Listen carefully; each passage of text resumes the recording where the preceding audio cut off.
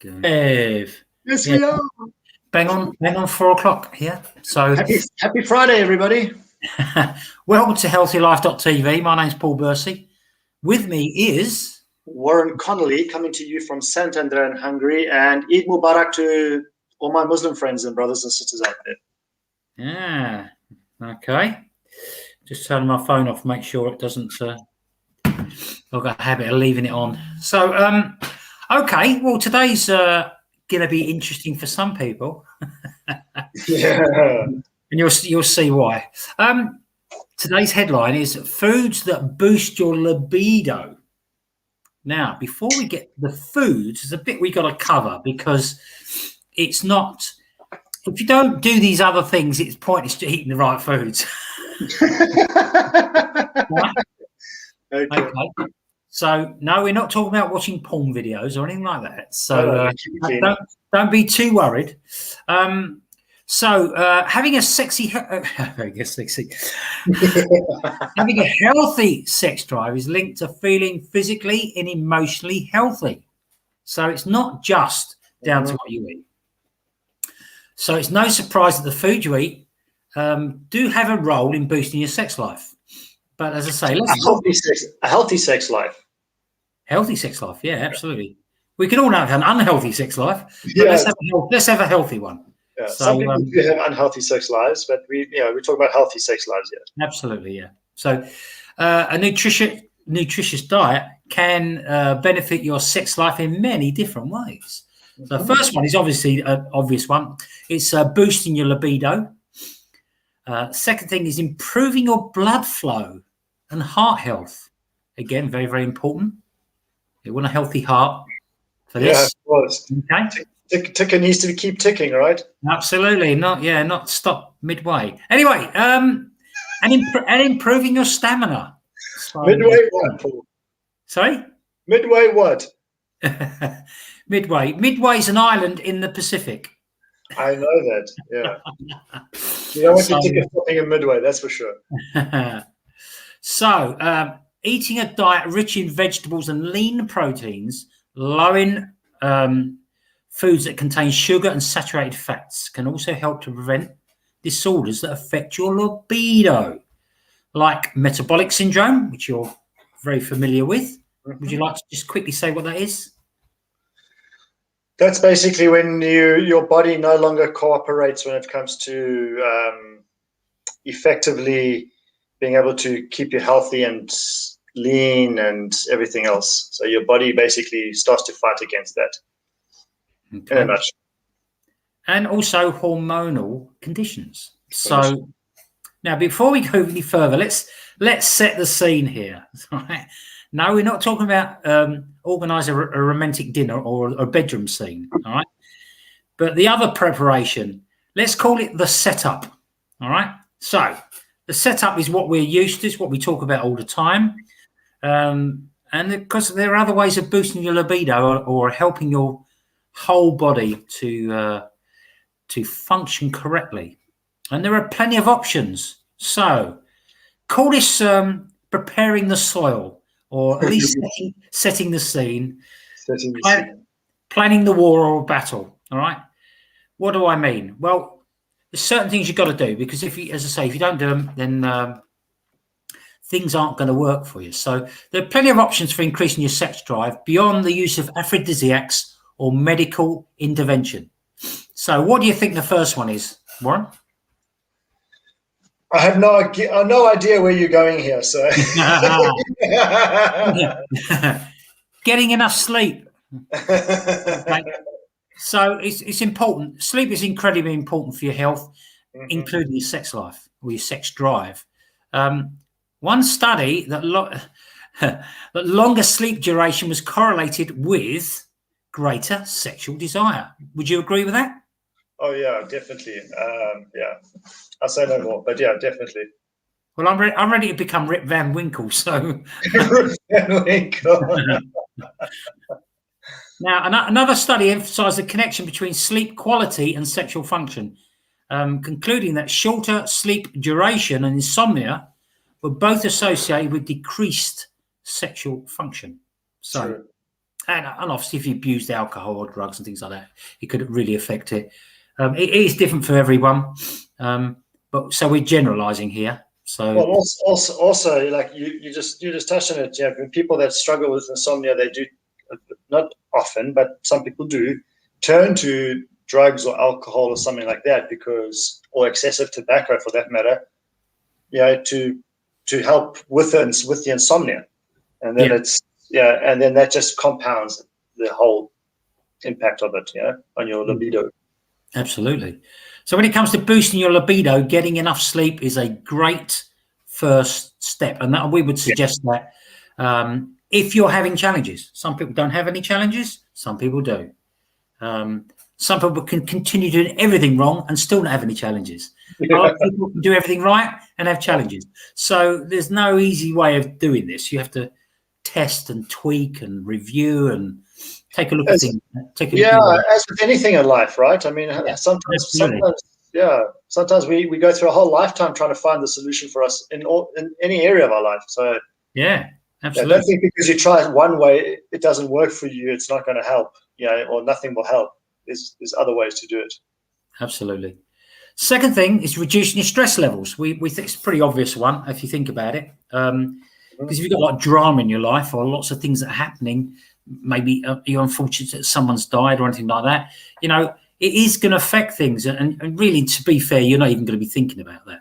But some people they get a bit of a kick out of drama and things like this. They actually, not a kick and such, but hormonally speaking, some people get revved up with that. The darker side of life, it kind of gets them a little bit more amorous, or their libido and their sex drive increases, but that's not necessarily a healthy sex drive, but it does happen though still.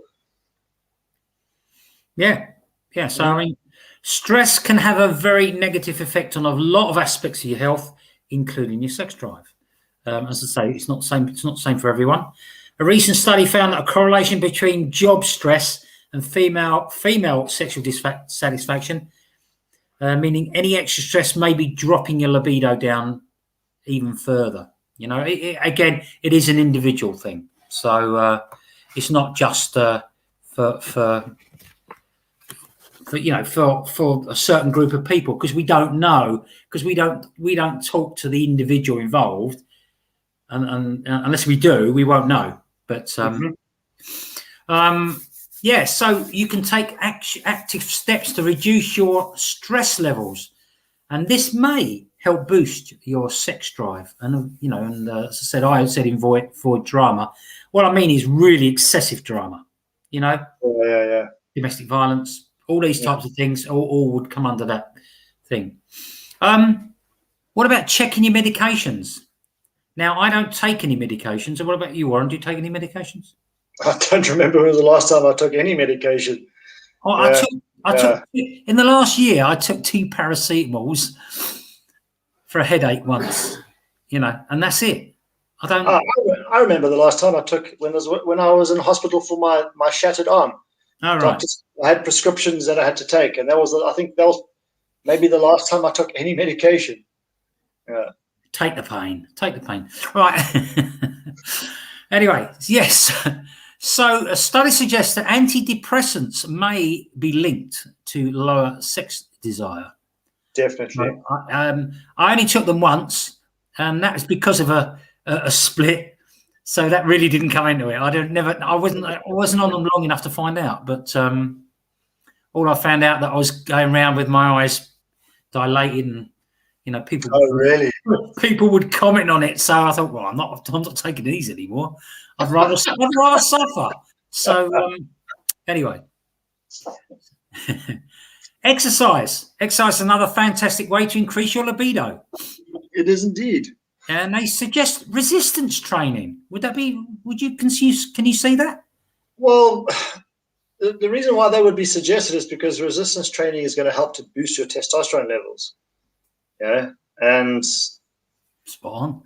I think we all know that increased testosterone levels helps with our libido. Oh yeah, absolutely. Yeah, so even when you're eating certain foods, they have either they have nutrients in them that help to boost that as well. So not all of them, but they are all linked in any case. So yeah.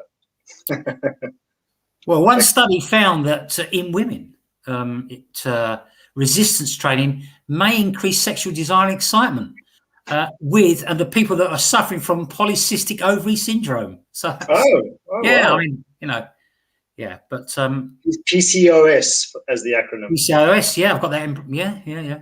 So, and of course, exercise is a great way to remove stress, which we already know can help boost your sex drive. I wouldn't say marathon running would. I think the desire for anything else. Go away and leave me alone. Right. So the other thing is acupuncture may be a potential method for boosting sex drive, but they say in women. They don't mention men. I wonder why. I don't know. I don't know. I've had plenty acupuncture in my time, and I can't say definitely if it did help my libido or not. But no, again, the only one time I've had acupuncture, and I quite enjoyed it, but I didn't enjoy that much.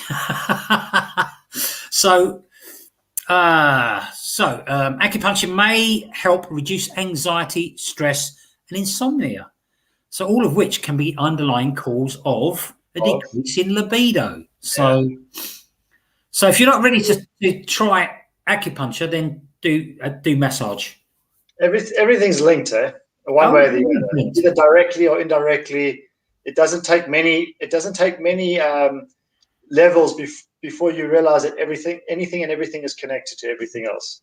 And even worse, well, no, not even worse, but I mean, it's because I'm doing a course at the moment, and the first part of the course for a month is all about digestion, and it seems that digestion is the key to everything, or key to most things. Yeah. Very, very important. So, as I say, if you're not ready to try acupuncture, then massage, I would say. And then again, if your digestion is not good, acupuncture is a great tool for that as well. Yes. Because remember, if you're to digest food, it takes a lot of energy for your body to be able to digest food, the process itself. And if your digestion is not good, it's going to take even more energy from you. So really, chewing helps your sex drive then? Chewing. There we go. See, it's linked. Who would have thought that? Chewing helps improve your sex drive. That's all linked out. Right. A 2008 study showed that simply touching your partner can help reduce stress. Okay. Meaning, just touching your partner. Oh, definitely. Oh, yes. Meaning a quick massage might help boost your libido. But this is also why hugs are so imperative as well. Absolutely, just hugging an individual is so key. Now, unfortunately, we can't go freely hugging people these days, unfortunately. But in order for the average person, this is a bit of a sidebar here, but in order for the average person to actually emotionally grow and keep growing, you need around about 25 hugs a day. You could employ someone to give you a hug, couldn't you? Really, if you you could have a houseboy or a maid, hugging partner, hug partner, Would you be my hug partner? Yeah, I've got some close male friends and we hug all the time. Whenever if we see each other, we hug. Yeah. And I've got no issues with that at all. And unfortunately, not many people are hugging these days. But it's all linked. Remember, it's all linked, eh? But the other thing that comes to mind is intimacy. So I'm not going to say any more than that. I'm just throwing that word out there. So now, when we're talking about massage, and I've got to be careful how I say this because I really don't want it to come across the wrong way. Okay, is wearing the plastic gloves you do the washing up in really doesn't cut it. All right. So it's got to be skin on skin when we talk about massage. Right? Wearing the plastic gloves. And a word of caution for everyone: you actually when you do a massage, you have to show some interest as well. It's not just the massage, because that helps, But you're 100% right. I mean, sometimes I do like massage for my clients and things like that, and I'm not massaging them on skin on skin.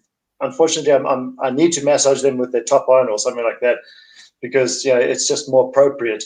But it doesn't have the same impact on the person. It just doesn't. But still, it's okay. It's beneficial. Mm-hmm. And you're 100% right. Touching your partner, just a gentle touch, can really, really stimulate you. Just it's so yeah. Try it. Be cheeky with each other. God, I'll have to find someone first. But I mean, yeah, I agree with you. Yeah, absolutely. I'll write it in my notebook. Warren said. Right. Practice mindfulness. Okay. Believe it or not, learning to be mindful and present. We spoke about that quite a bit, don't we? About being present can have a major effect on your sex drive.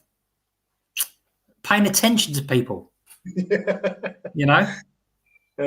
Warren, paying attention. No. For those that are not watching, I was kind of drifted off to the side, not paying attention, not being present. But yeah, you're right. I mean, I did have one really profound effect. Whether I had the effect on her or she had the effect on me, and it was from seeing somebody that I had known before that I hadn't seen for a long time, a female friend. And I saw her for the first time, and the moment we locked eyes, it was like that immediate, like we were in that space with each other. We were 100% present with each other in that moment. Yeah. And it had such an impact on us. It really did, on both of us. So it's very powerful. But what I actually said on what I was reading, I mean, you haven't got time to go through everything, but mindfulness is a wonderful tool for reducing stress. Research suggests that mindfulness therapy significantly improves sexual desire in women. Mindfulness therapy. Yeah, so I'm sure it is in men as well, but we probably wouldn't admit to doing that, would we? So we wouldn't be so weak now, would we? No, I mean it sounds like I'm actually concentrating on women, but I really am not. We're trying to make it easier for you men. Us. Yeah, we're giving the guys the tips. Yeah. So we look after them; they look after us. Yeah, and I don't mean that selfishly. I mean I just mean but that's a symbiotic thing. Yeah, absolutely. The other thing is trying yoga. I mean, I've never done yoga. Have you done yoga? I'm sure you have. My wife is a yogi, so yes. Oh, there you go. She's a yogi bear. I have no choice. No, in the beginning, Shane, when Andrea was exploring practicing yoga, I used to go with her and as support her and also explore myself. And I appreciate yoga. I really do. I've done different types of yoga with her, and I really do appreciate it. And I practice some yoga exercises and moves almost every day. But generally, I just it's too sedate for me. Now we're nearly there with the food. So people have looked at the headline. Okay, yeah, because nearly there. Talking about food. I mean, look, exercise, stress relief, mindfulness. This is all food. It's Absolutely. Mental and physical food for your libido. It really is. Food doesn't have to be a physical thing. We're talking about energy here as well. So, and food is energy, right? Yeah.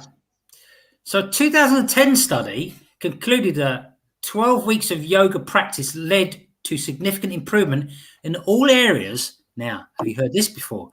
The Female Sexual Function Index. Female Sexual Function, FSFI. Yeah.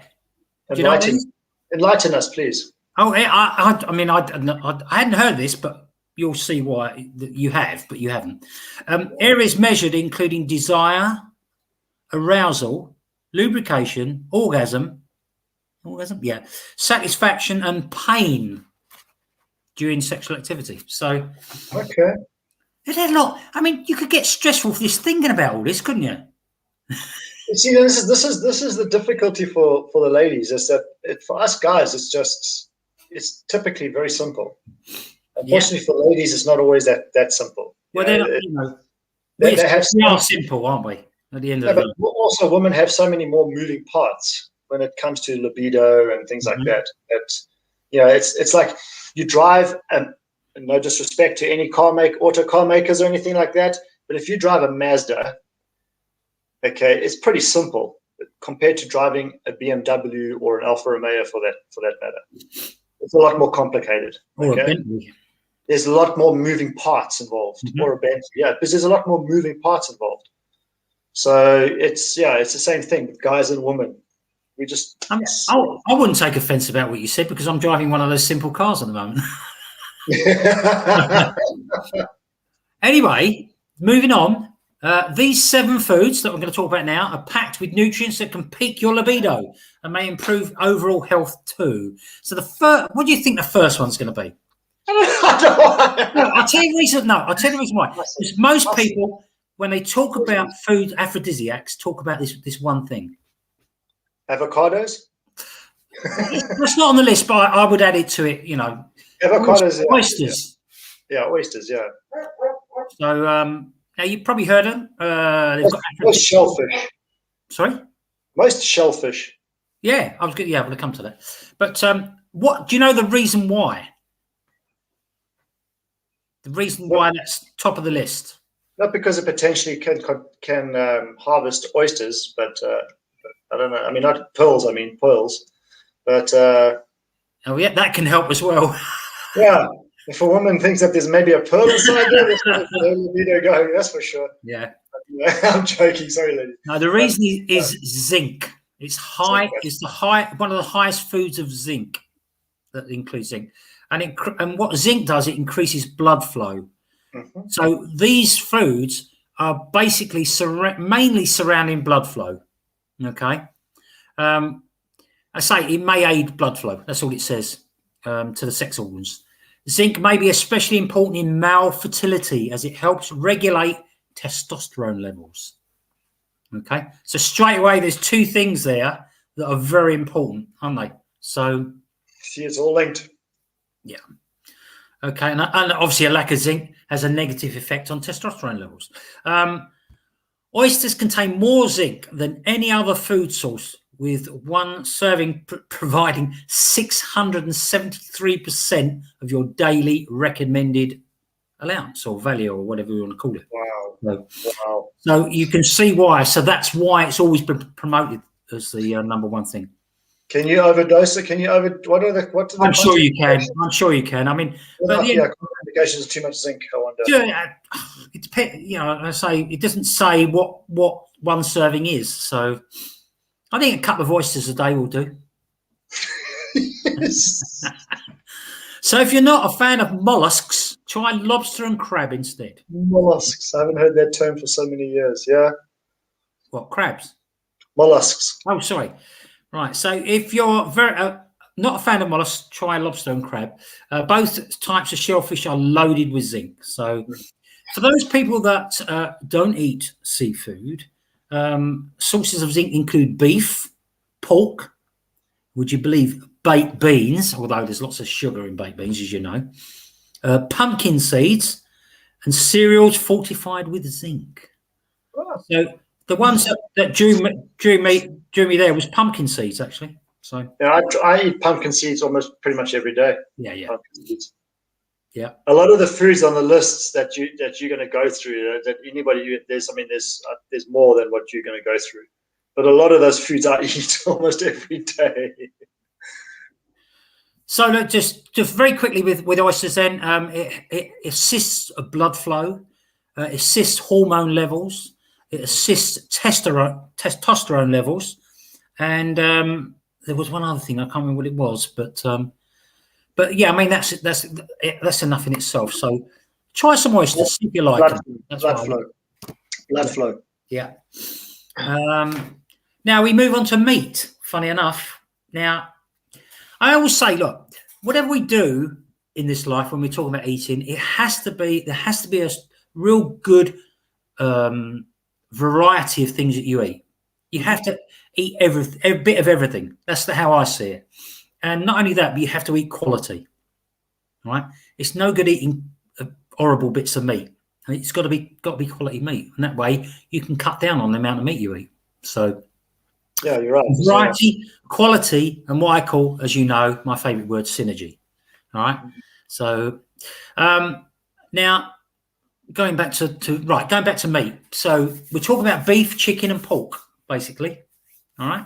So again, good cuts of meat, and it helps blood flow. That's the reason why. Now we know that if with excessive meat eating, it can cause you problems with your colon and things like that. So, again, be sensible with it. Now, what does meat contain? Carnitine. Do you know what that is? Carnitine. Yeah. I wouldn't be able to give you the Wikipedia version of what carnitine is, but it's an amino acid. That's all you need to know. That's all you need to know. Yeah, and it's an ammonium compound. So the other one is arginine, which is quite well promoted within the health foods and things like that, isn't it? And supplement. Another amino acid. What it does, it makes nitric oxide, and what that does, it helps relax and open the blood vessels. So that's why you see it on a lot of products, and obviously zinc we've spoken about. So smooth blood flow is crucial to your sexual response in people of all genders. So it goes right across the board. The arginine can help treat mild to moderate erectile dysfunction. So that's another thing it does. Probably because it relaxes and opens the blood vessels. But a vegetarian diet as well is good. Whole grains. Now, again, you have to look at the whole thing, because whatever you're dealing with your health, you have to look at it. You look at every direction. So it may be that you can't have healthy whole grains. It could be that you can't have dairy. Yeah, because dairy's in there as well, with cheese and milk. Okay, but it doesn't mean because it's healthy. That's right. Yeah. I'm making it available. We're talking about purely about sexual health, but it could be adverse for other parts of your health. So again, you'd have to sit down with a nutritionist. So the next thing is salmon. Well, we all know salmon's good for you, and the reason being that salmon is so good for you is because it's heart healthy, because it has omega-3 fatty acids, right?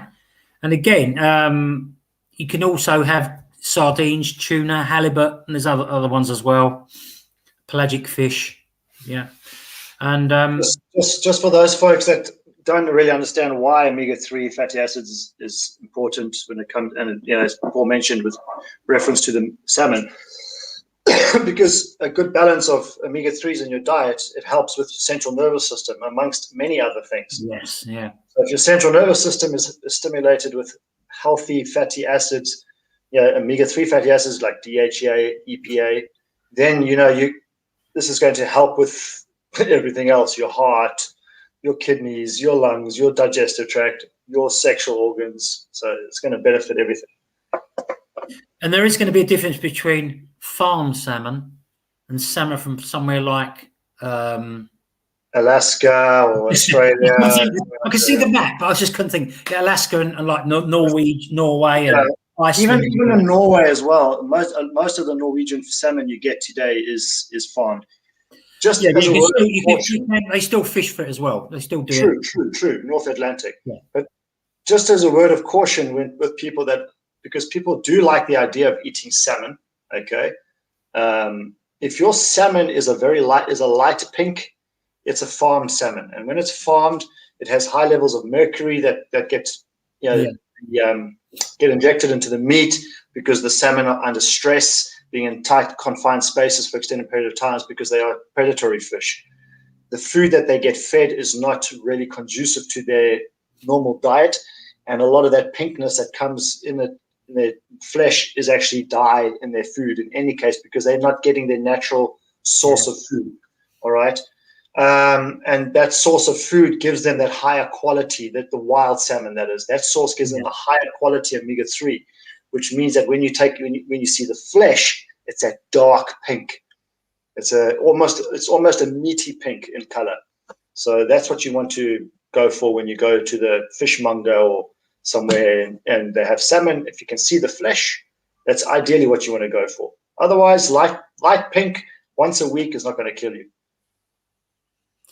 Yeah, as we said, it's the role in keeping your body healthy and obviously sex life healthy. But the reason it keeps your sex life healthy, apart from the overall general health, is that it promotes healthy blood flow through the body, and it stops the buildup of plaque in your arteries. That is a thing that helps the sexual health. So very, very important. It also keeps your blood flowing well. So yeah, very important. Very important for sexual functions. All about the blood. Fish is also a great source of protein, assuming you're getting the right stuff. Vitamin B12, zinc, iron, vitamin D. So very, very important. So that was that one, and then we move on to nuts and seeds. Now you know more about nuts and seeds than I do. I wouldn't say necessarily much more than getting you. There. I'm getting there. So what do you eat? What in that sort of arena? What do you eat? Nuts and seeds. Walnuts, almonds, cashews, peanuts.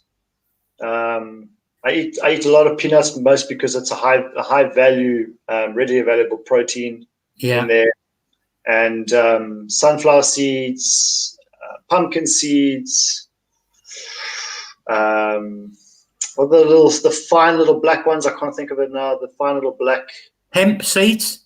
No, not hemp.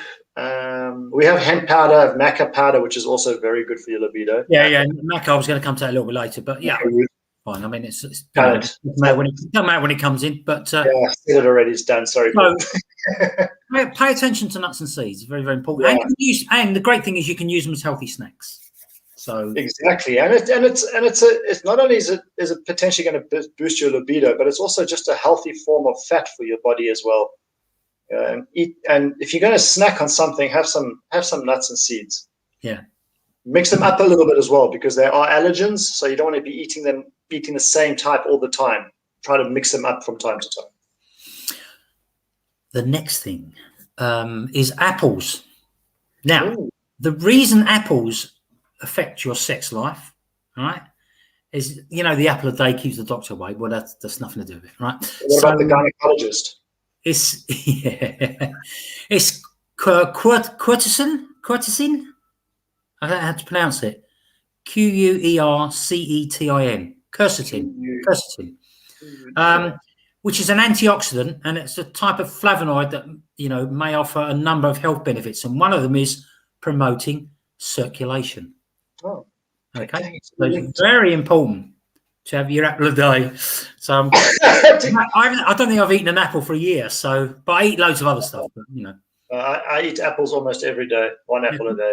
Now, quercetin is very good for treating my cough. No, erectile dysfunction.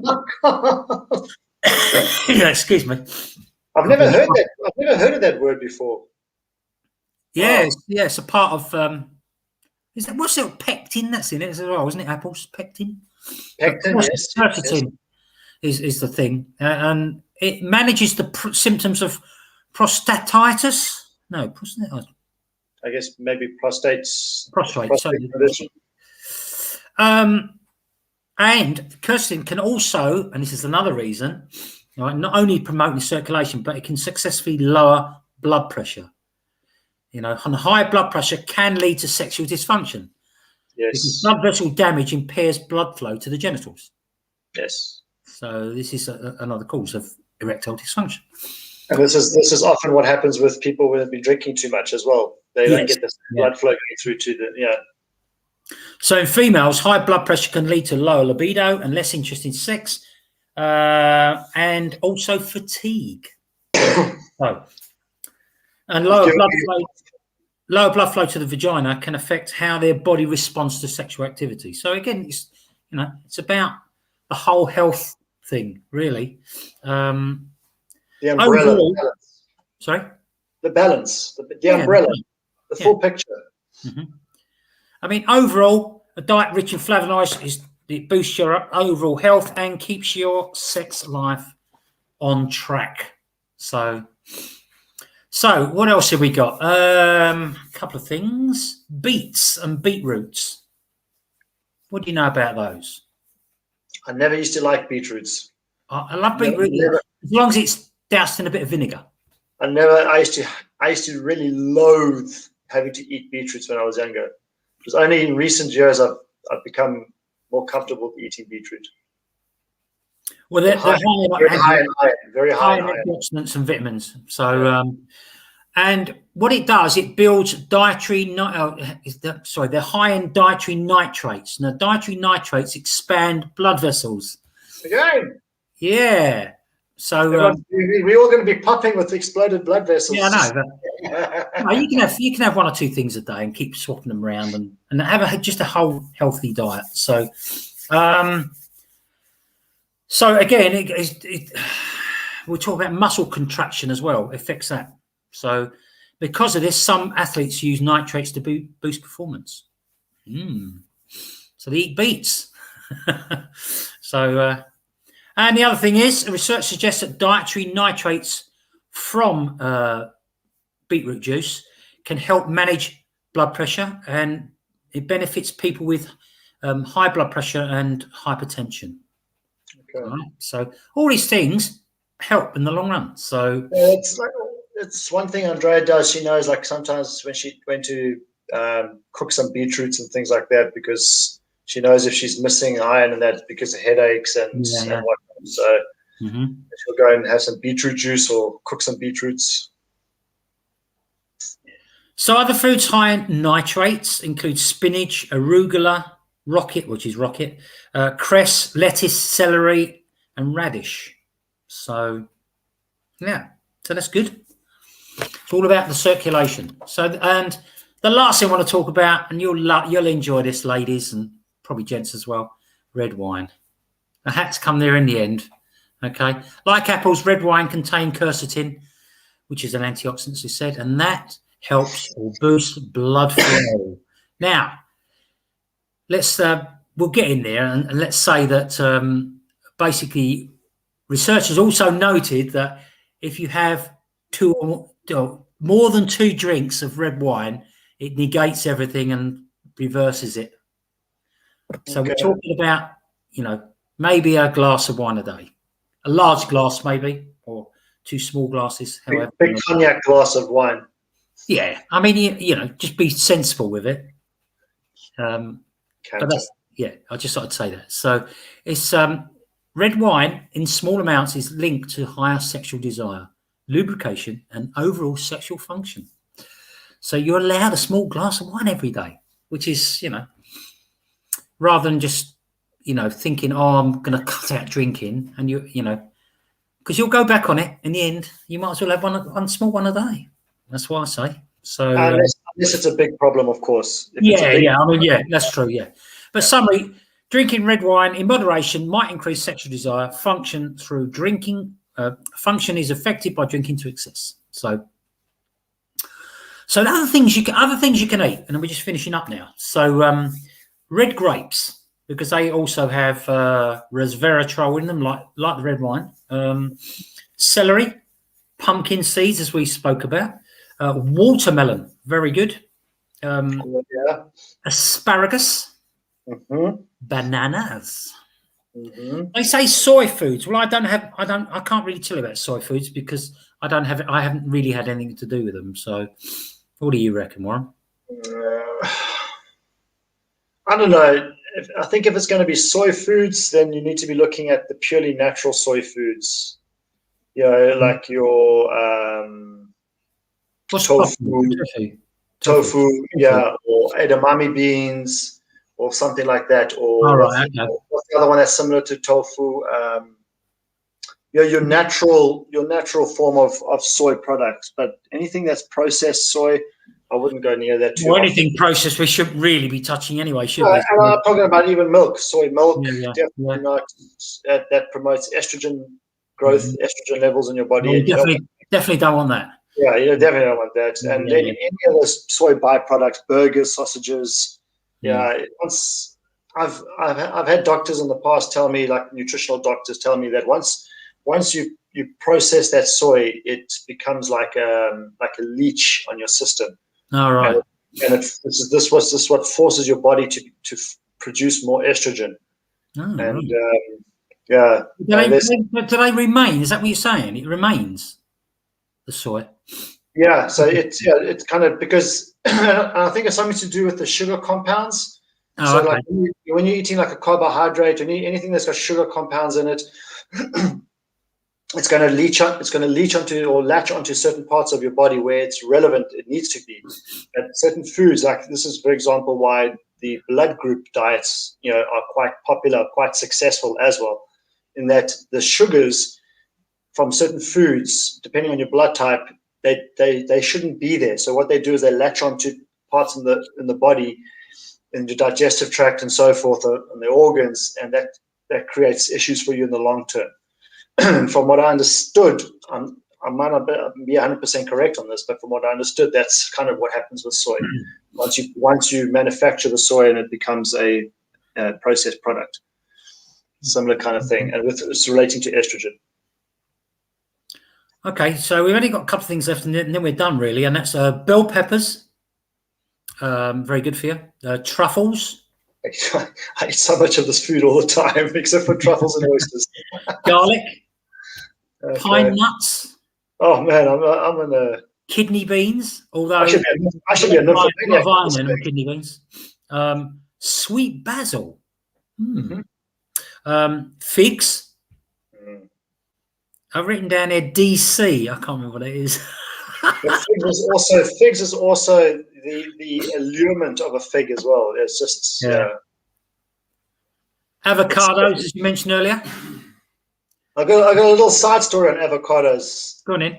Yeah. So I read here that when the Aztecs first discovered the avocado, Aztecs from Central America, many moons ago, they named it Bahocati, meaning testicle, given the shape and the fact that it grows in pairs. Okay. They believed it was such a potent aphrodisiac, virgins were forbidden from leaving their houses while the harvest took place. Interesting. Yeah. So it has vitamin B9 and B6, which helps to boost your libido. B complex is also it's key as well. It's essential B complex vitamin intake towards your libido in general and health. It's funny when older people get to talking about vitamins, the B12 vitamin comes up all the time. Yeah, I don't think it's necessarily to do with libido. Maybe. No, it's not. I'm just saying. It just seems that the doctors seem to just concentrate on B12 and nothing else. So anyway, there is a good reason for that, but I can't think why. So chickpeas, cruciferous vegetables. Yeah. Pomegranate juice, hemp seeds, as we mentioned. Chocolate milk. I didn't have time to go into that one. I don't know.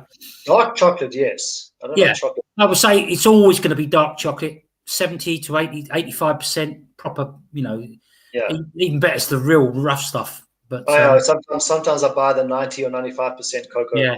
You can't get that in supermarkets here. So really, you can get that. You can get that.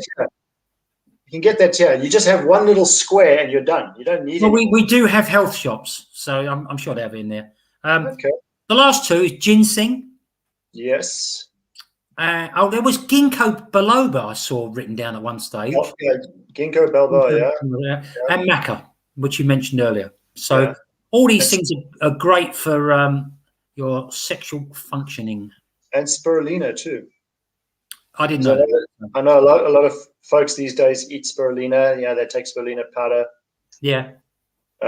So tofu is when you say soy, when you say soy products, so tofu that's definitely going to help. Actually, I went and bought 3 packs of tofu the other day. All right. What I'm going to do now, don't you? I'm going down our local health food shop right now. We've got 2 big baskets full. Go down and go walk the street. Then go walk the streets tonight. yeah, on the prowl. Yeah. So anyway, I hope it's been helpful. I mean, and we can always do with a little bit of improvement in certain areas, and hopefully you can find something in this call to work on. So, would you like to have the last word, Warren? Yeah, I wouldn't mind. Thanks. Look, I mean, even if boosting your libido is not down your alley, and that's if you just take on board what Paul and I were talking about with most of the stuff that we spoke about, from the energetic things, the mindfulness, the exercise, the sleep, all of these factors, then the food, the actual material, physical foods, it's all linked to circulation. It's all linked to circulation. So, if your circulation's improved in your body, well, why not? Just if it helps with your sex life, and that could become beneficial to you later at some other point if it isn't now, and if it is something that you want to improve, then go for it. Why not?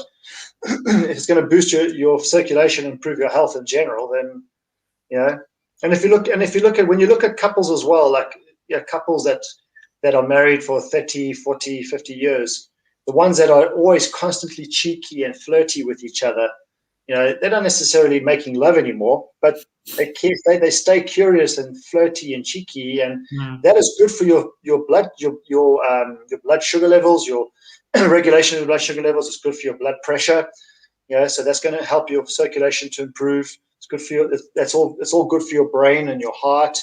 And when you living in an environment like that, a relationship like that with somebody, even when you eat, the mere act of eating becomes more pleasurable, than if you're in a relationship with somebody and you're not thinking about that anymore. You're not thinking about that libido factor anymore. Having that relationship, being in that company with somebody, just doesn't have the same impact anymore on you. And give your libido a chance. Absolutely. So it's either oysters or Monopoly. Or Monopoly. Oysters with Monopoly. Oysters and Twister. Now there's a oh yeah. I think I need some of your exercises to be able to do Twister, but there you go. Anyway, we're going. Have a great weekend, everyone, and I hope it's been useful. Please share it if you think so, and like and comment and whatever. And just to let you know, we're changing next week. This Friday, the Fridays are moving to Wednesday, and the Wednesday, SuccessCafe.tv is moving to Monday. We're not sure about the times yet, so keep an eye out. So it won't be at this time. It will be earlier. There you go. We'll keep you updated, folks.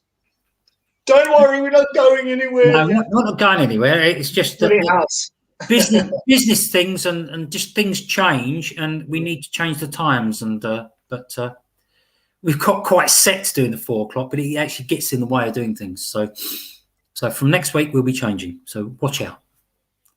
Have a great weekend. See you later. Bye. Bye-bye.